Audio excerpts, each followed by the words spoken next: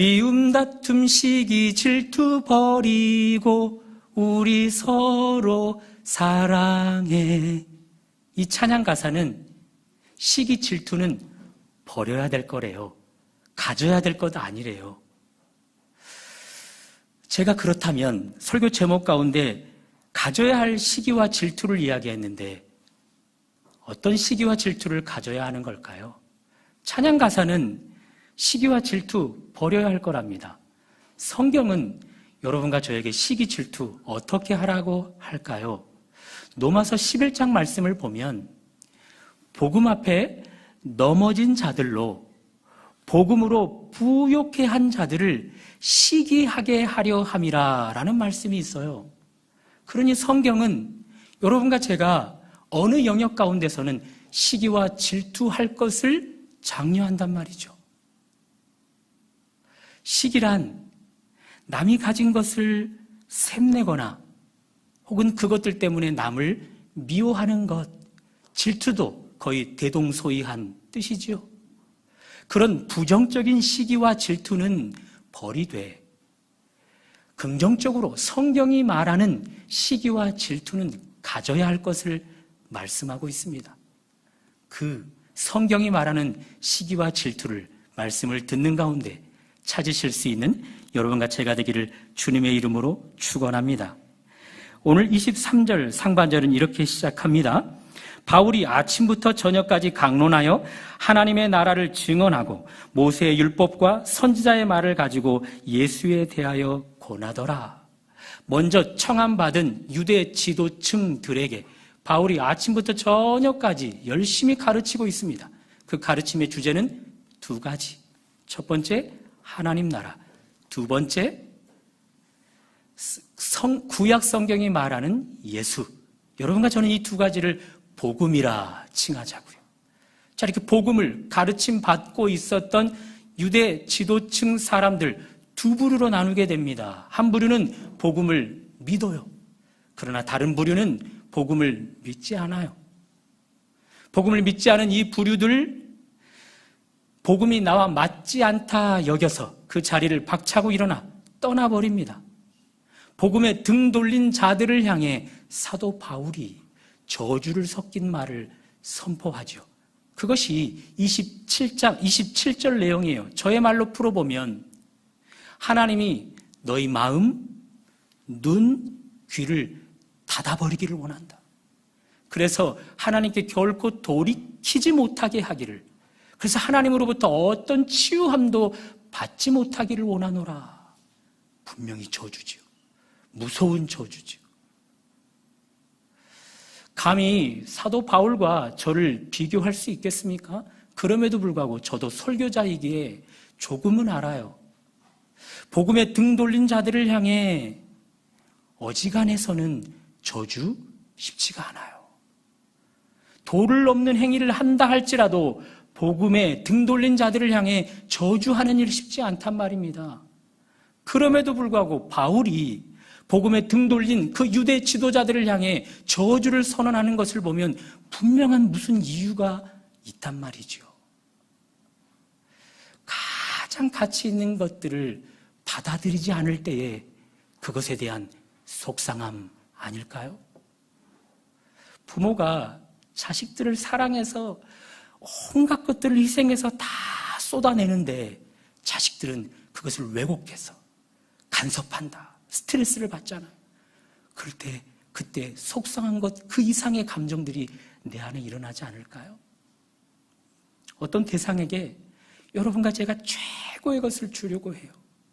그것을 상대방이 받아 누리게 되면 그의 삶은 과거보다 훨씬 나은 삶을 살아갈 수 있게 돼요. 그런데 정작 당사자가 그것을 거절해버리는 거예요. 너무 속상하겠죠. 충격적인 거친 말을 해서라도 이 가치 있는 것을 꼭 받아주기를 원하지 않을까요? 바울의 마음이 그렇다고요. 동네 어르신들을 찾아뵈면서 저에게 최고의 가치, 예수, 복음을 증거할 때 그들이 그 복음을 듣고 그들이 믿는 물신, 그들이 믿는 부처와 제가 전하는 예수를 동급으로 취급해버리면요, 정말 속상함이 이루 말할 수가 없어요. 거친 말을 해서라도, 충격요법을 주어서라도 그들의 물심보다, 그들의 부처보다 훨씬 가치 있는 예수를 소개해주고 싶을 때가 많단 말이죠. 바울의 심정이 그래요. 여러분 알고 계십니까? 바울에게 등 돌려버린 이 유대인들, 그리고 그 모든 유대인들을 포함해서 이들은 다 유배 생활 가운데 있어요. 유배, 죄인을 거주하는 곳에서 멀리 추방하여 살게 하는 형벌이잖아요. 유대인들에게 유배 생활은 두 가지로 나타납니다. 자국에 머물러 있지만 외세의 통치를 받게 하는 유배 생활. 또 하나는 자국에서 쫓겨나 타국에서 살아가게 하는 유배 생활. 그 두 가지예요. 저희 나라 일제 강점기를 한번 떠올려 보세요. 자국에서 살아가지만 우리 황제가 그 땅을 통치하지 않았잖아요. 일본 총독이 이 나라를 통치했었잖아요. 그거 유배 생활이죠. 그 통치하에 착취당하는 상황 가운데 본의 아니게 자국을 떠나 흩어져 살아가는 사람들, 그들 역시도 다 유배 생활 가운데 있는 거잖아요. 유대인들이 그랬단 말이에요. 자국에서 살아가지만 로마 황제의 통치를 받았고요. 그 상황 가운데서 타국에 가서 살아가지만 역시나 그 생활 역시 유배 생활이에요.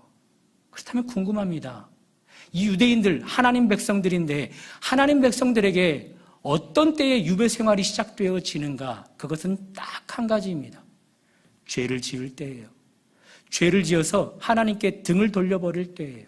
그럴 때면 하나님이 주변국 가운데 힘 있는 나라를 일으켜서 유대인들을 치는 겁니다. 그들을 포로로 사로잡아가서 타국에서 유배 생활을 하게 하고 자국에 남겨두지만 외세 통치자의 통치를 받게 하는 유배 생활을 하게 하는 거예요. 그러나 우리 하나님 그들의 유배를 종식시키는 방법을 허락해 주셨어요. 그것은 딱 하나입니다. 예수입니다. 당신의 아들 예수를 보내서 그들의 죄를 사해 주는 거죠. 그들의 죄가 사해질 때 그들의 유배 생활이 종식되어지는 거예요. 그래서 예수의 이름이 그들의 죄를 용서할 분, 그 이름의 뜻을 가졌잖아요. 안타깝게도 이 유대인들이 예수 그리스도를 거절하고 있는 거예요. 그들의 유배 생활을 종식시켜줄 그 예수 그리스도를 거절하고 있는 거예요. 그러니 예수를 통해 죄에서 돌이켜 하나님께 돌아와 유배 생활을 끝나기를 원하는 바울에게는요, 너무 속상한 거죠. 그들의 삶을 전환시켜줄 그 예수, 그분을 전하는데 그 예수께 등을 돌려버리다니 너무 속상한 거예요. 저주를 섞어서라도, 거친 말을 통해서라도, 충격요법을 주어서라도 그들에게 예수가 필요함을 전달하려고 했던 것이지요. 여러분과 제가 예수 그리스도를 믿고 오늘 여기서 주님의 자녀로 예배를 드리고 있지만 여러분과 저 역시도 똑같이 죄인이었어요. 죄인이어서 하나님께 등을 돌린 자들이었어요. 감사하게도 예수 그리스도를 통해서 죄 사함 받고 주님을 믿고 있어 우리 삶의 유배 생활이 끝났다 할 수 있겠지만 여전히 여러분과 제 안에는 죄성이 남아있지요. 죄성이 남아있는 한 우리의 삶의 영역 상당 부분은 여전히 유배 생활 가운데 있는 거예요. 육체적인 유배 생활, 정신적인 유배 생활, 영적인 유배 생활을 하고 있는 거예요. 그러므로 여러분과 저에게 우리 하나님이 주고자 하는 최고의 선물은 오늘도 여전히 예수예요. 예수예요. 그분이 하나님께서 여러분과 저에게 주시고자 하는 최고의 선물이란 말이죠. 그러니 이 자리에서 우리가 예배를 드릴 때 하나님, 저에게 이 예배 가운데 건강의 회복이 있기를 원합니다. 하나님, 이 예배 가운데 저의 줄어가는 이 통장의 잔고가 좀 풍성해지기를 원합니다. 저의 자녀들이 조금 더 잘 되기를 원합니다. 하나님, 이번 기말고사가 또 앞으로 치르게 될 기말고사가 좋은 점수를 획득하기를 원합니다. 그것 바랄 수 있겠지만 그것들은 다 부차적이라는 거예요. 하나님이 주고자 하는 최고의 선물은 예수라고요. 나머지 것들은 다 부차적인 거란 말이에요. 그런 의미에서 여러분, 오늘 예배 가운데 무엇을 목표로 하고 계시나요? 무엇을 주님께 은혜로 구하고 계시나요? 혹여 최고의 선물 예수가 부차적인 것으로 밀리고 부차적인 것이 최고의 우선순위가 되어서 그것들을 구하고 있지는 않는지요? 그럴 때 우리 하나님 너무 속상해 하시지요. 그럴 때 우리에게 저주를 섞은 충격요법을 주어서라도 너희에게 주고자 하는 최고의 선물은 예수라, 그렇게 말씀하실 수밖에 없죠. 그런 의미에서 우리에게 최고의 선물 예수이기를 바랍니다. 오늘도 이 예배 가운데서 예수, 그분 한 분으로 만족할 수 있기를 바랍니다. 그렇게 여러분과 제가 예수, 그분 한 분으로 만족할 때 우리가 바라던 부차적인 것을 우리 하나님 덤으로 주신다 약속하십니다.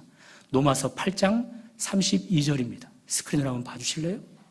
자기 아들을 아끼지 아니하시고 우리 모든 사람을 위하여 내어주시니가 어찌 그 아들과 함께 모든 것을 은사로 주시지 아니하겠느냐.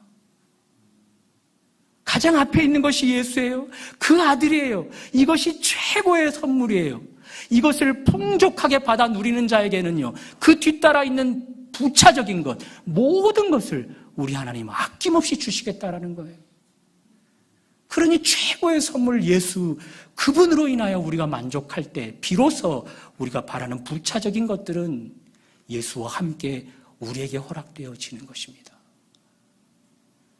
사랑하는 여러분, 예수가 우리의 최고의 선물임을 믿으십시오. 그분을 바라십시오. 그분을 바라서 우리 육체적인 유배 생활 가운데서, 정신적인 많은 영역 가운데 유배 생활, 영적인 여러 영역 가운데 유배 생활을 끝내시고 예수로 인하여 참 유배 생활 가운데 해방을 누리시되 남은 2021년도 이 2주간 가운데서 참 자유하는, 그리고 부차적인 것까지 하나님이 덤으로 주시는 것들을 감사하며 받아 누리는 여러분과 저의 삶이 되기를 주님의 이름으로 축원합니다. 자, 이렇게 유대 지도층 가운데 복음을 거절해버렸어요. 복음을 등을 돌려버렸어요. 바울이 저주를 섞어 선언하기 이르게 만들었다고요. 자, 그렇다면 질문이 필요해요. 이 복음에 등 돌린 유대인들, 유대인이라 잘한단 말이에요. 하나님이 이 유배 생활을 종식시켜줄 수 있는 방법은 내가 죄를 회개하는 것, 죄에서 돌이켜 하나님 앞에 나아가는 것, 그것이 유배 생활의 종식되어짐을 분명히 유대인들은 알고 있단 말입니다. 그런데 왜 이들은 복음을, 바울이 전하는 예수를 왜 등 돌려버렸을까요? 왜 그들의 죄를, 그리고 유배 생활을 종식시켜줄 수 있는 유일한 해답 예수를 거절해버린 걸까요? 한번 따라해 볼까요? 그림자를 실체로 붙들었기 때문이라. 예수님 오시기 전, 죄를 사할 수 있는 방법인 예수님을 하나님이 이 땅에 보내시기 전, 그 실체이신 예수님 전에 우리 주님은 예수님을 상징한 그림자를 그들에게 허락해 주었어요. 그것이 우리가 알고 있는 대로 성전입니다. 성전에서 예배하면서 죄사함을 받는 거예요. 죄에서 돌이켜 하나님 앞에 돌아오게 되는 거예요. 그런 일들로 유배 생활이 종식되어지는 거예요. 다만 그 성전은 그림자이기에 실체이신 예수님이 오기까지만 그 역할을 하도록 했던 겁니다. 때가 되어 예수님이 오셨단 말입니다. 실체이신 예수님이 오셨단 말입니다. 그럼에도 불구하고 유대인들은 여전히 그림자를 실체처럼 붙들고 있는 거예요. 그것이 예수님이 너무 안타까워서 제자들에게 이렇게 말하죠. 저 성전을 좀 헐어버리라고. 왜요? 저 그림자가 실체가 아니라 당신께서 참 실체임을 말씀하셨던 거죠. 그럼에도 불구하고 유대인들은 그림자를 붙잡고 있는 겁니다. 그러던 어느 날 우리 예수님이 그 성전으로 걸어 들어가십니다. 들어가시자마자 채찍을 만드셔서는 휘두르십니다. 성전에 있는 온갖 도구들을 다 뒤엎어버리십니다.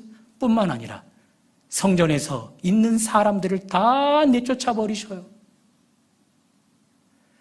성전이 죄를 사함받고 하나님께 돌아와 유배 생활을 종식시키는 곳이었는데 그들을 다 내어 쫓아버린다니까요. 유배 생활을 종식시킬 수 있는 성전을 다 뒤엎어버린다니까요. 그것은 실체이신 예수가 온 뒤로는 그 성전은 이제 그 어떤 역할도 감당할 수 없다는 거죠. 그래서 그럴까요? 예수님이 오신 뒤로는 성전 안에서는 그 어떤 죄사함이 일어나지가 않았습니다.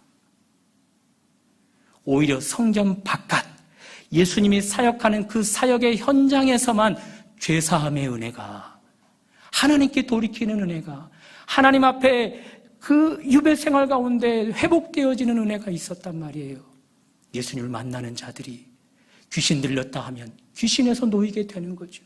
병이 들었다 하면 병에서 놓이게 되는 거죠. 죽은 자들도 예수님을 만나면 살아나게 되는 거죠. 죄로 말미암아 여러 영역 가운데 유배 생활 가운데 있었는데 예수께서 저들의 죄를 사해 줄 수 있는 유일한 예수, 그분을 만나자 그들의 죄가 사해지고 그들의 육체적인, 정신적인, 영적인 그 유배가 종식되어지는 것입니다. 중요한 것은 복음을 등 돌려버린, 바울을 향해 등 돌려버린 이 유대인들은요, 예수를 등 돌렸지만 우리에게는 여전히 성전이 있다라는 거예요. 내가 예배할 수 있는 성전이 있어. 내가 죄를 사함받을 수 있는 성전이 있어. 하나님 앞에 돌아가 나의 이 유배 생활을 종식시킬 수 있는 성전이 있어. 그렇게 성전을 붙들고 아니한 생각을 했었다라는 거죠. 그런 그들을 향해 바울이 저주를 해서라도 참 실체인 예수께 그들이 집중하기를 원했던 것입니다. 여기서 우리는 이 논리를 붙잡아야 됩니다. 보십시오. 복음에 예수에게 등 돌린 자들, 그들은 그들의 행위로 유배 생활을 정당화시켜줘요. 예수가 유배 생활을 종식시켜주는데 예수를 거절해요. 그러니 내 삶의 유배 생활은 계속되어야 한다. 그것을 증명해 주는 거죠. 그들의 삶으로 말입니다. 여러분과 제가 예수 그리스도를 믿지만, 복음을 접하지만 복음과 딱 맞춰지기까지는 시간이 많이 소요됩니다. 그럼에도 불구하고 복음과 내가 일치되어지지 않는 영역들을 끊임없이 일치시키기 위해서 노력해야 돼요. 그 노력이 있지 않는 이상은 그 영역은 여전히 유배 생활 가운데 있기 때문에 그렇죠. 여전히 죄 가운데 유배 생활 가운데 있기 때문에 그렇죠. 그럼에도 불구하고 많은 믿음의 사람들 중에 복음과 일치되지 않은 영역을 갖고 있음에도 불구하고 괜찮아, 나 교회 생활하고 있잖아, 나 예배 생활하고 있잖아, 나 기도 생활도 하고 있잖아, 나 성경 읽기 운동도 하고 있잖아, 그러면서 실체가 아닌 그림자를 붙들고 살아갈 경우가 있다라는 거죠. 그림자는요, 그 어떤 것도 우리에게 해결해 주지 못해요. 오직 실체만이 여러분과 저를 해방시켜 주는 거죠. 그런데 복음과 일치되는 것은 없이 예배 생활, 복음과 일치되어지는 것은 없이 기도 생활, 복음과 일치되어지는 것은 없이 믿음 생활 한들 그것은 우리의 유배 생활을 더 짙게 만들어줄 뿐이고 우리의 유배 생활을 더 길게 만들어줄 뿐이라는 거죠. 앞에서 말씀드렸던 것처럼 성전 안에서는 참 실체이신 예수가 온 뒤 그림자인 성전 안에서는 그 어떤 변화도 일어나지 않았다고요. 그러니 여러분과 제가 실체이신 예수님과 일치되어지는 일들을 애쓰지 않는 이상은요, 이 교회 안에서 행하는 모든 행위는 결국 내가 죄인입니다, 내 유배 생활은 정당합니다, 그것을 증명해내는 방법밖에 안 된다는 겁니다.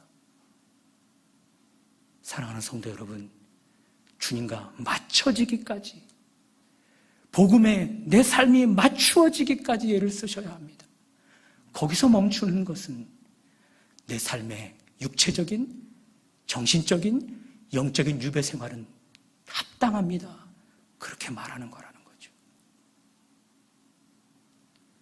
내 삶을 점검해 보셔서 여전히 유배 생활 가운데 있는 영역들을 복음에 맞추지 못했기 때문에, 예수께 맞추지 못했기 때문에, 여전히 죄 가운데 있었기 때문에 이루어진 일들이라 생각하면서 복음 앞에 나를 더 맞춰가기를 주님의 이름으로 축복합니다.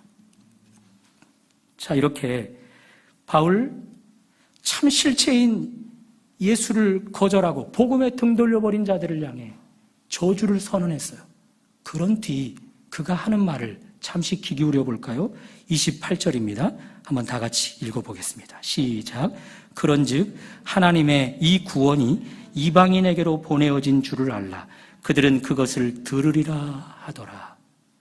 제 말로 이 28절을 풀어보면, 너희가 유대인 너희들 복음을 거절했어? 이 복음은 이제 복음을 접하지 못한 이방인들에게로 갈 거야. 이방인들은 너희가 거절한 이 복음을 받아들일 거야. 그리고 이 복음이 가져다 주는 죄사함과 유배 생활의 종식을 경험할 거야. 그 말이에요. 자, 여기서 우리는 또 하나의 이미지를 한번 그려봐야 합니다. 유대인들이, 먼저 청함받은 유대인들이 복음에 등을 돌렸어요. 그때 하나님도 이들에게 가감없이 등을 돌려버려요.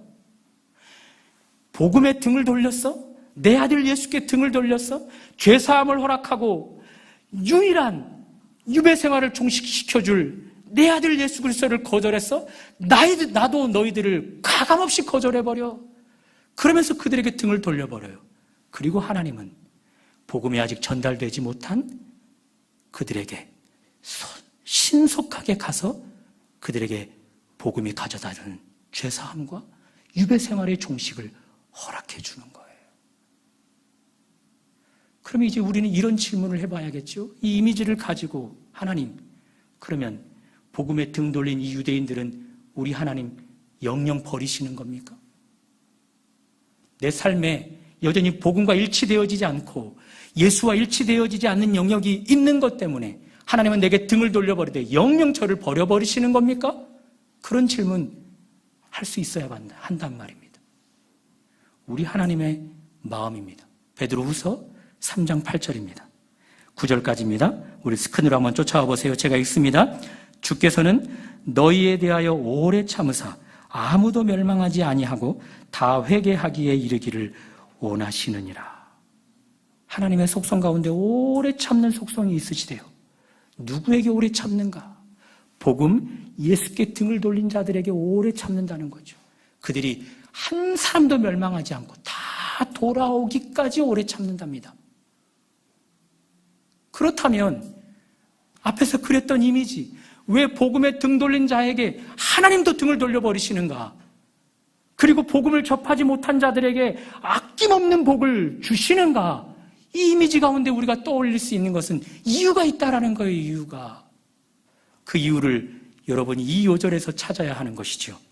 로마서 11장 11절 중반절입니다. 가로의 내용이 있어서 제가 천천히 읽겠습니다. 이해하시면서 읽어봐 주세요. 제가 읽겠습니다. 눈으로만 따라와 보세요.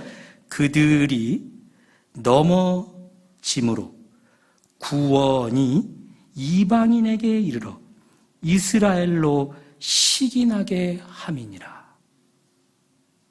이 5절 이해하셨습니까? 복음에 등 돌렸어? 나도 너에게 가감없이 등을 돌릴 거야.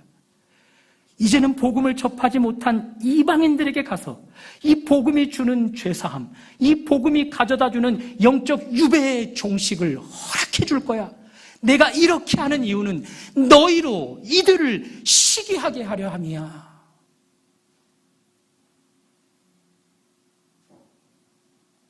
그래서 이 부분을 우리나라의 가장 영적 거장이라 할 수 있는 한 분, 박윤선 박사님이 이렇게 이야기합니다.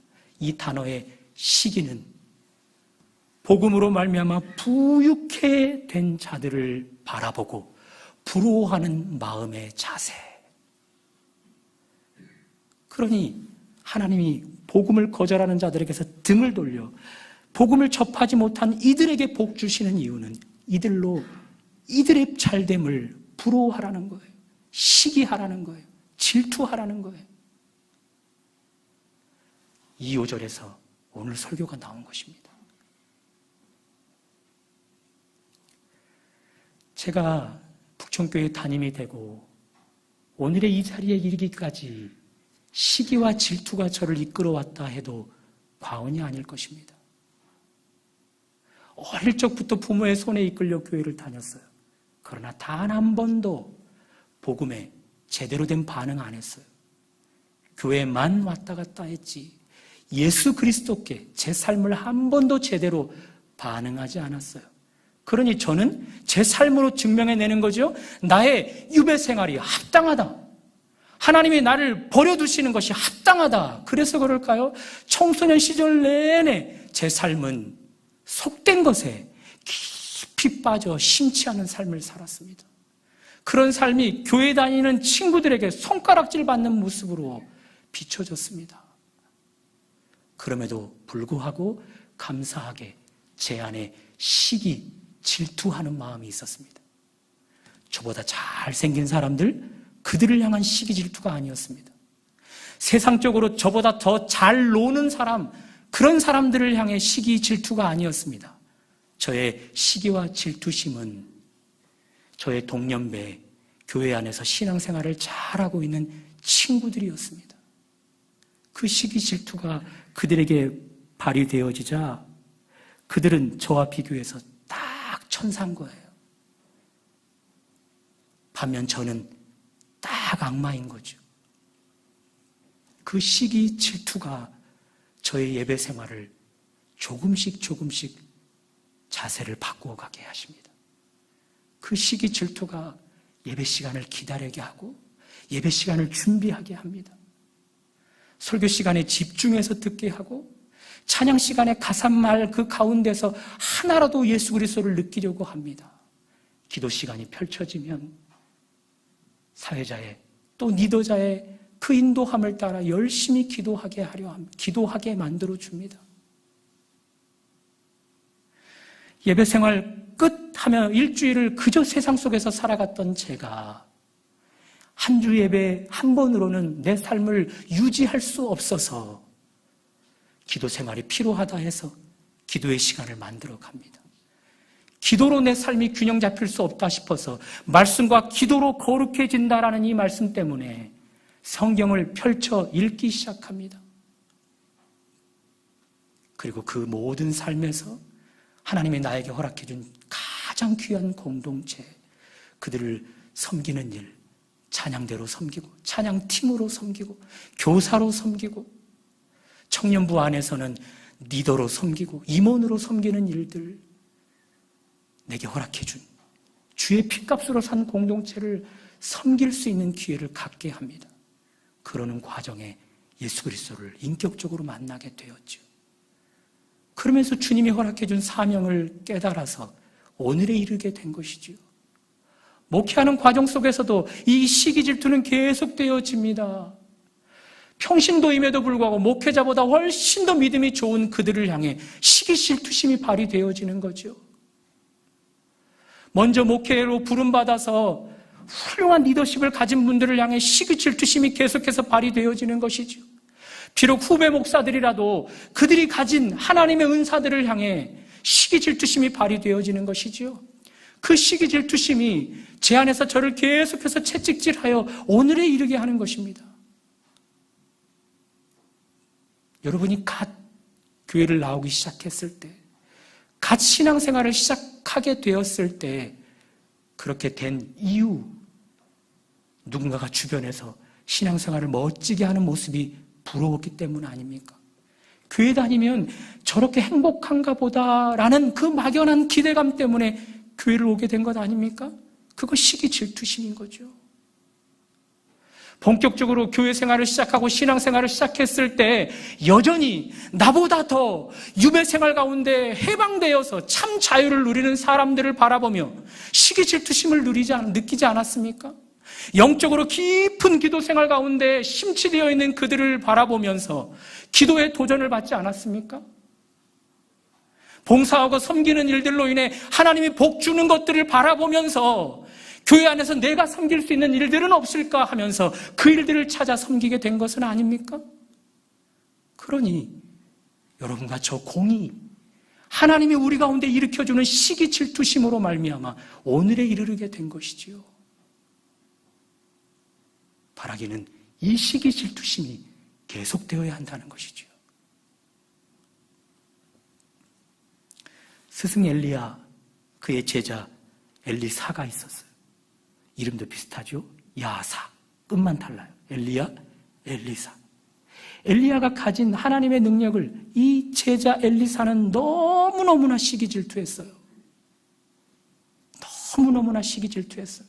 그래서 엘리야가 죽기까지 이 엘리사를 쫓고 섬깁니다. 드디어 엘리야를 하나님이 불러가실 때가 되었을 때 엘리야가 제자 엘리사에게 물어요. 내가 너에게 해줄 수 있는 것이 무엇이겠는가?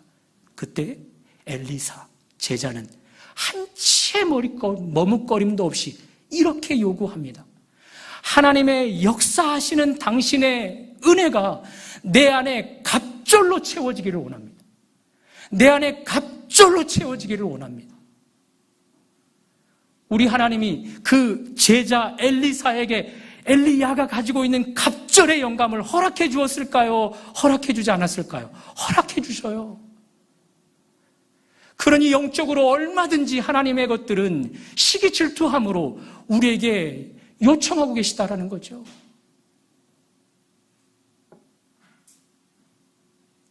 여러분과 저의 시기 질투가 하나님 안에서는 갑절로 요청해도 되어지는 것이죠. 부정적인 시기 질투라면 과감없이 버리지만 나에게 더 복음 앞에 나를 맞추게 하는 일들은, 더 예수 그리스도의 삶을 닮아가게 하는 일에는, 더 유배 생활 가운데 종식되어지는 일들에서는 갑절의 것들을 시기 질투로 느껴도 우리 하나님은 얼마든지 그 부분을 수용한다 말씀하고 계십니다. 2021년도가 여러분을 기다려주지 않고 이제 딱 2주를 남겨놓고 있습니다. 이 기간 동안 여러분은 얼마나 육체적인 부분에, 정신적인 부분에, 영적인 부분에 유배 생활을 종식했습니까? 얼마나 해방되어 참 자유를 경험하고 계십니까? 얼마나 내 삶의 영역이 예수를 닮고 예수님을 아는 것, 예수님을 살아내는 것으로 풍족해졌습니까? 그 부분이 부족한 만큼 우리가 갑절로 구하면 어떨까요? 그 부분의 시기 질투를 갑절로 구하면 어떨까요?